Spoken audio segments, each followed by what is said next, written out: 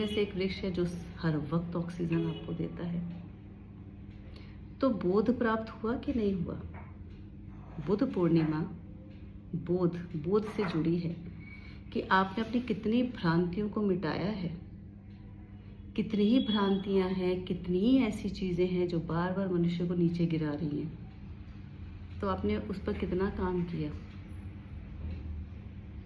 बार बार ये कह देना कि हम बड़े पढ़े लिखे हैं, rich people we have our standard, branded चीज़ें हम लेते हैं, हाई प्रोफाइल हमारा लाइफस्टाइल है, ये आपको आपके व्यक्तित्व से जोड़ दे, इसकी कोई गारंटी नहीं है। इसलिए कहते हैं अपने त्योहारों से जुड़ो, क्योंकि उन त्योहारों में सेलिब्रेशन से कहीं ज़्यादा उनके पीछे उनका जीवन है, उनकी तपस्या है, उनका संघर्ष है। उससे जुड़े तभी पता चलेगा कि वास्तव में जीवन है क्या। फिर लगेगा कि हम कितनी सतही जीवन जी रहे थे, कितने आवरणों में जीवन जी रहे थे, और कितने शाश्वत सशक्त पवित्र स्तर को, व्यक्तित्व को, अस्तित्व को हम जानबूझ के अपनी आँखों से दूर कर रहे थे, या कह लीजिए अपनी ही आंखें बंद कर रहे थे। क्यों? क्योंकि वो सामने एक दर्पण की तरह काम करता है। वो आपको आपकी कमियां दिखाता है, वो आपके बोनेपन को दिखाता है। गौतम बुद्ध जी की तो जैसे कहते हैं ना, उनके व्यक्तित्व के साथ तो बहुत भद्दे मजाक हुए, और फॉरेन कंट्रीज़ में तो बहुत ज़्यादा है, बहुत ही ज़्यादा। कहीं पर भी कोई मसाज सेंटर है, कोई टैटू कुछ बन रहे हैं, कुछ भी है, मतलब प्रोफेशन है, ओके ठीक है, प्रोफेशन है, व्यवसाय है, करिए।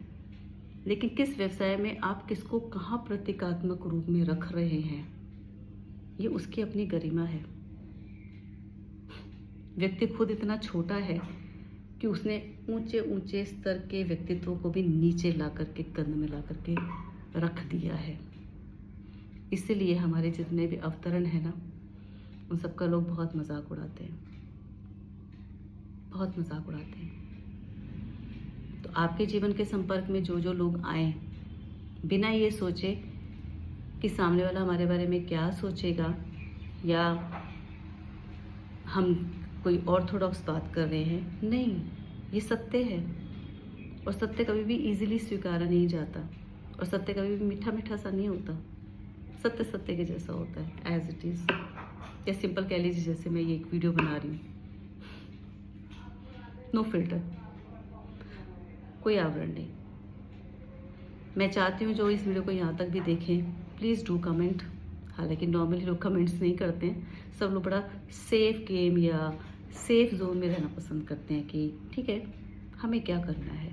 तो ये जो उदासीनता है ना, ये उदासीनता के भाव ने ही हमारे देश में बड़ी अराजकता फैला रखी है। साहित्य, इतिहास सब एक साथ साथ चलते हैं, पुरुषार्थ चलता है, हर चीज़ प्रारब्ध पर नहीं छोड़ी जा सकती। इसलिए कहते हैं गीता पढ़ लेना आवश्यक है। थोड़ा सा भी पढ़ लिया, जब वो जीवन में उतरने लगती है तो पता चलता है जीवन वास्तव में है क्या।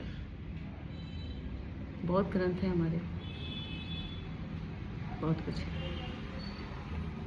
नमस्कार।